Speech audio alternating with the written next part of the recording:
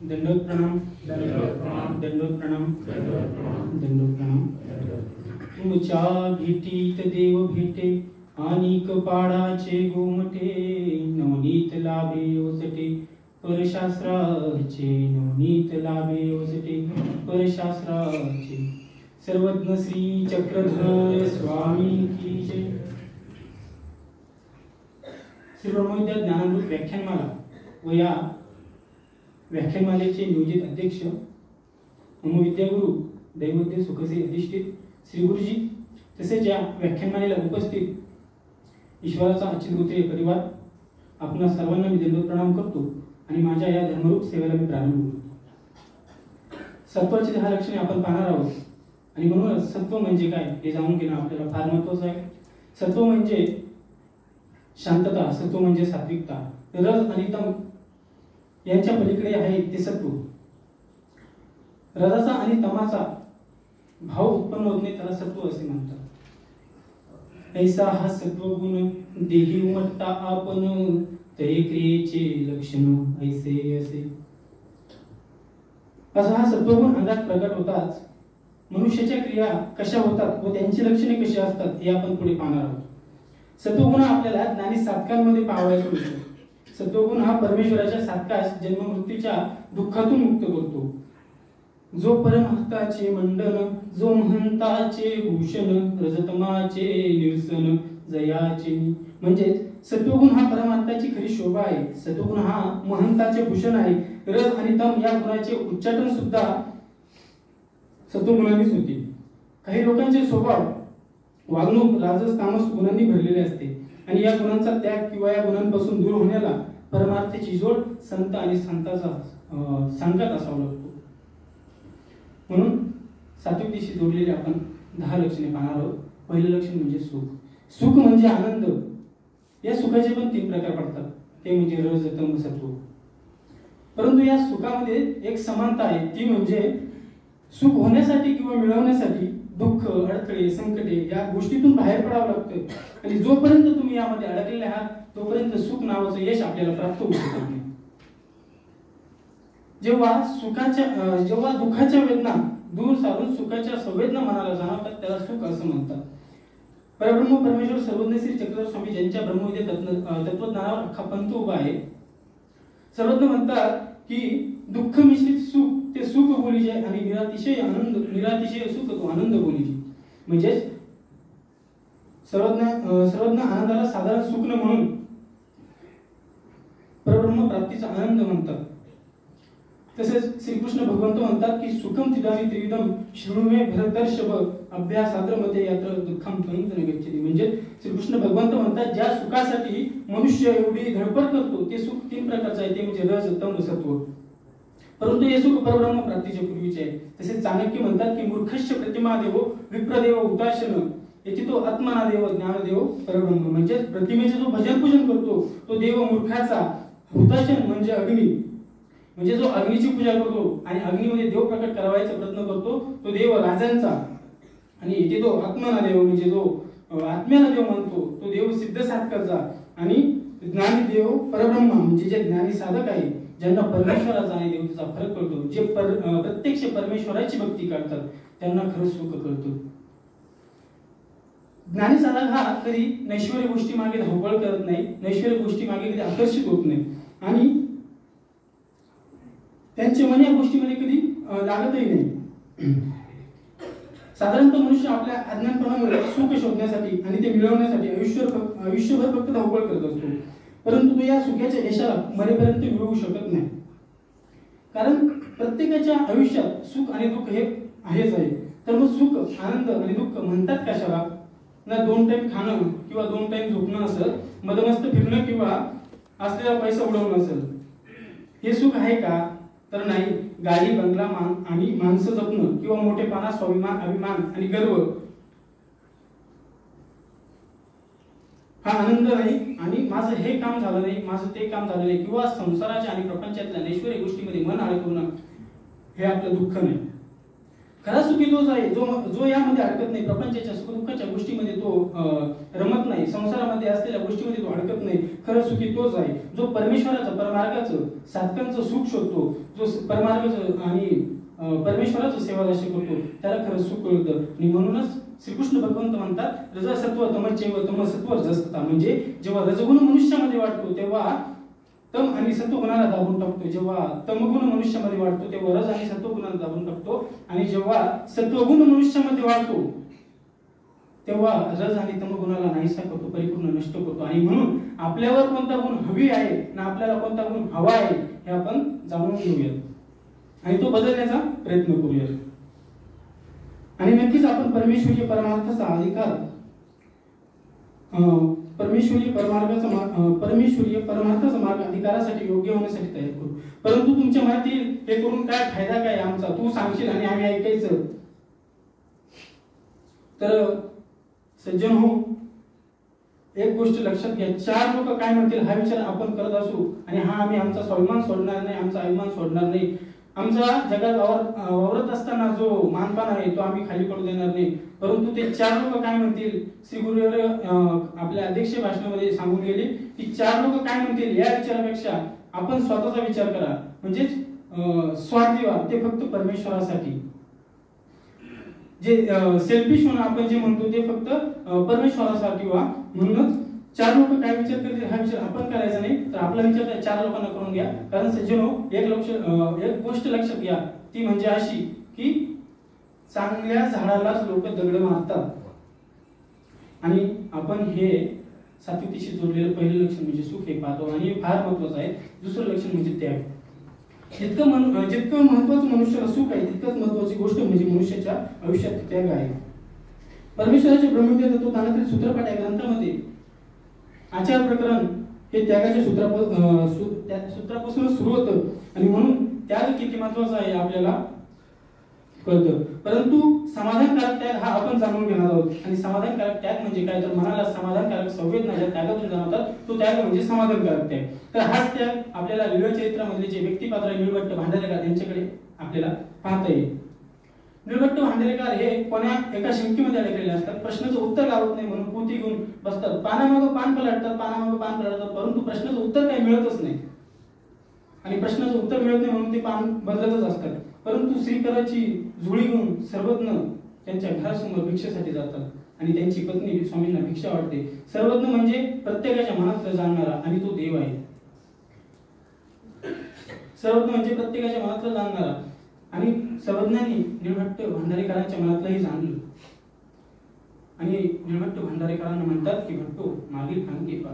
आणि त्या क्षणी नीळभट्ट भांडारेकर मागचे पान पाहतात आणि त्यांना त्यांच्या प्रश्नाचं उत्तर सापडतं आणि शंकेचं निरसन होतं. आणि त्याच क्षणी नीळभट्ट भांडारेकरांच्या मनात येतं की हाच माझा आप्ता, हाच माझा हितक्ष, हाच माझा हितचिंतक आहे. आणि त्या क्षणी खरबडून उभे राहतात आणि त्यांची पत्नी त्यांना विचारते, अहो कुठे निघालात, अहो कुठे निघालात. तर त्यावेळेस नीळभट्ट भांडारेकर म्हणतात की आतापर्यंत आम्ही तुमचे होतो, आता ज्यांचे आहोत त्यांच्यासोबत जातो आणि तुम्ही घर सांभाळा. आज्ञाधारक असलेली पत्नी आज्ञा पाळते आणि नीळभट्ट भांडारेकर मात्र पोथीपासून उठून स्वामींच्या पावलामागे पाऊल टाकत निघतात.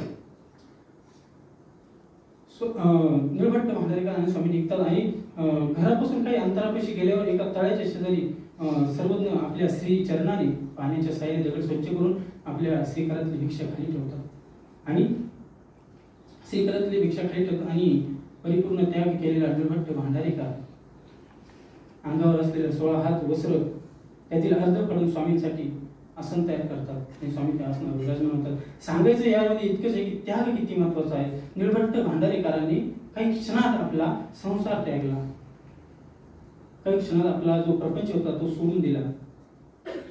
आपण या ठिकाणी असतो, आपण म्हणलो असतो हा ठीक आहे, सांगितलं असेल काय अडचण नाही, जाणते असतील, महात्मा माहीत असेल, परंतु नीळभट्ट भांडारेकरांनी असा विचार केला नाही. आणि त्यापेक्षा महत्वाचं म्हणजे 16 हात अंगावर असलेले वस्त्र काढून स्वामींसाठी आसन तयार केलं आणि स्वामी त्या आसनावर विराजमान झाले.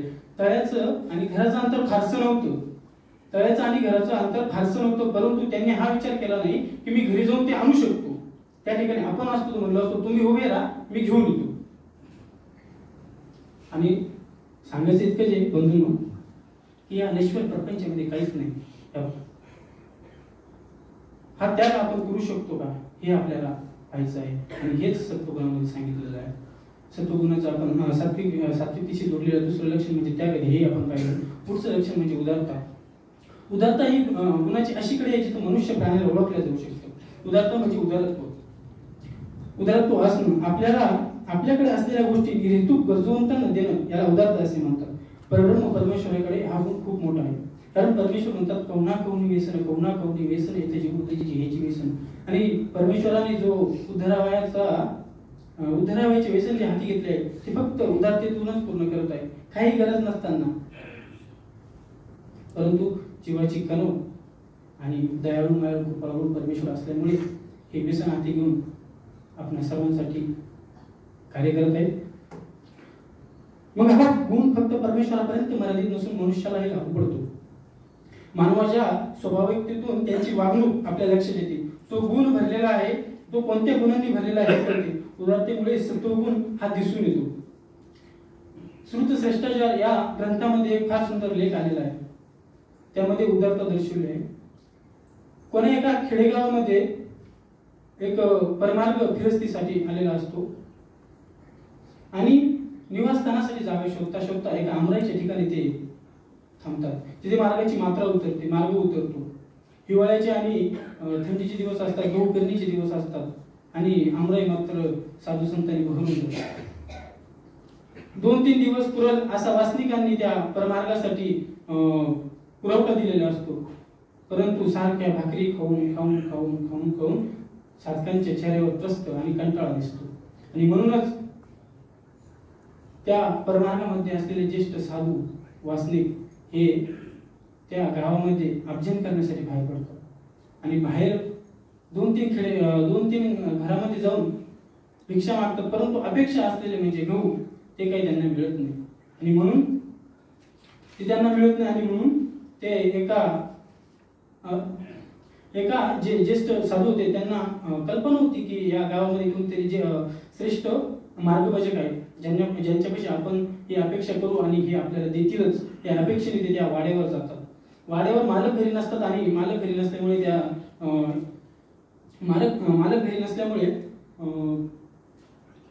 त्या मालकीनबाईच स्वतः त्यांना दंडवत करते, त्यांचा विधिविधान पूर्ण करते आणि बसण्यासाठी विनंती करते. आणि ज्यावेळेस थोडीशी शांतता पसरते आणि बाई त्यांना प्रश्न करतात की इकडे कुठे येणं केलं, म्हणजे माझ्याकडे येण्याचा तुमचा हेतू काय. तर त्यावेळेस त्यामध्ये ज्येष्ठ भिक्षुकडून म्हणतात की गेल्या 2-3 दिवसापासून आपल्या गावामध्ये आमराईच्या ठिकाणी मार्ग उतरलेला आहे. वासनिकांनी 2 दिवस पुरेल इतका पुरवठा आम्हाला मिळवून दिला, परंतु 2 दिवसानंतर आणि सारखी भाकरी खाऊन आमचे साधक कंटाळलेले आहेत, म्हणून आम्ही आपल्याकडे गव्हाची अपेक्षा म्हणून अभजन करण्यासाठी आलेलो आहोत. त्यांना कळतं की गहू पाहिजे, म्हणून ते आपल्या घरात असलेल्या दिवाणांना म्हणजेच मजुराला सांगतात की घरात चौकशी कर की घरात गहू किती आहे. आणि त्यांचा तो दिवाण असलेला तो घरात जाऊन चौकशी करतो आणि पेरणीसाठी फक्त ठेवलेले 2 पोते गव्हाचे असतात, बाकीचा गहू खराब झालेला असतो. आणि खराब झालेला गहू असतो आणि म्हणून तो दिवाण येतो आणि सांगतो की मालकीनबाई फक्त घरामध्ये गहू पेरण्यासाठी 2च पोते शिल्लक आहेत, जे आपण पेरणीसाठी ठेवलेले आहेत. आणि त्या क्षणी फक्त त्यांनी परमार्गाचा विचार केला, प्रपंचाचा नाही. आणि त्या क्षणी ते त्या ज्येष्ठ साधकाला भिक्षुकाला म्हणतात की मार्गाच्या ठिकाणी पोच होऊन जाईल. आणि या शब्दाने त्यांना वाटी लावतात. दिवाणांना आज्ञा करतात की आपण जो 2 पोते गहू आहे तो आपण मार्गाच्या ठिकाणी पोहोचवा. आणि आज्ञाधारक दिवाण मात्र काही बोलू शकत नाही आणि पेचात पडतो की मालक आल्यावर जाब काय द्यायचा. 2 दिवसांनी मालक घरी येणार आहे तर आपण मालकांना उत्तर काय द्यायचं. 2 दिवसावर पेरणी आली आहे, शेती करून गहू करायचा आहे, परंतु मालकाला उत्तर द्यायचं काय.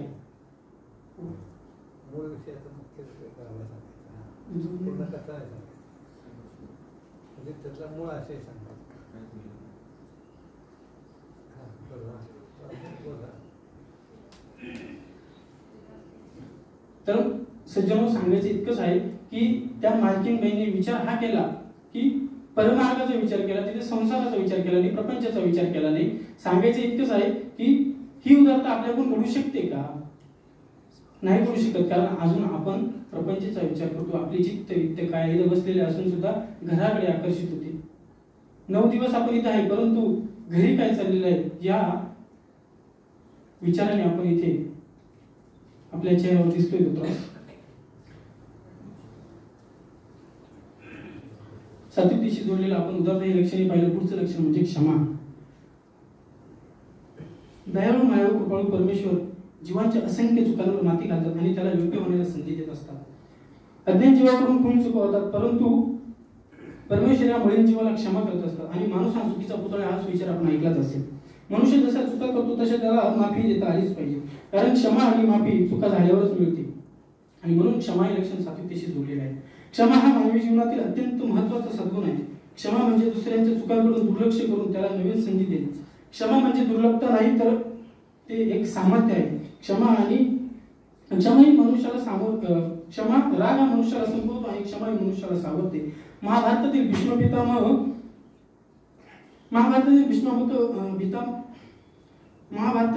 पितामह कुरुक्षेत्रातील युद्धानंतरही त्यांनी स्वतःवर झालेले अगाध वेदना हे सगळं सहन करून पांडवांना उपदेश दिला आणि यातून त्यांची क्षमाशील वृत्ती प्रकट होते. तसेच युधिष्ठिर त्यांच्या स्वभावातूनच कळते की क्षमाशील होते. युद्धकुटीमध्ये झालेल्या अपमानानंतरही त्यांनी कौरवांना सतत क्षमा दिली.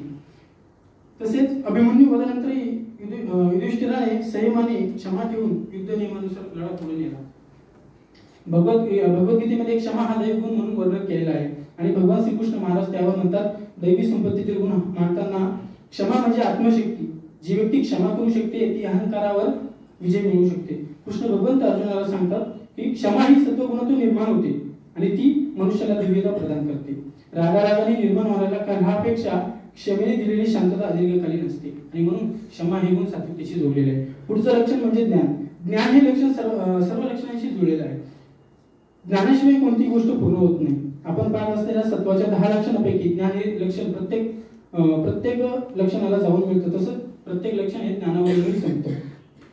ज्ञानाशिवाय सुख नाही, ज्ञानाशिवाय आनंद मिळू शकत नाही, ज्ञानाशिवाय उदारताही प्रकट होऊ शकत नाही आणि ज्ञानाशिवाय क्षमाशील होता येत नाही. म्हणजे प्रत्येक लक्षणात ज्ञानाशिवाय पर्याय नाही. मनुष्याच्या अज्ञानपणाला घालवण्यासाठी आणि समाजात वावरत असताना ज्ञान मनुष्याच्या जीवनात किती महत्त्वाचं आहे हे सर्वांना ठाऊकच आहे.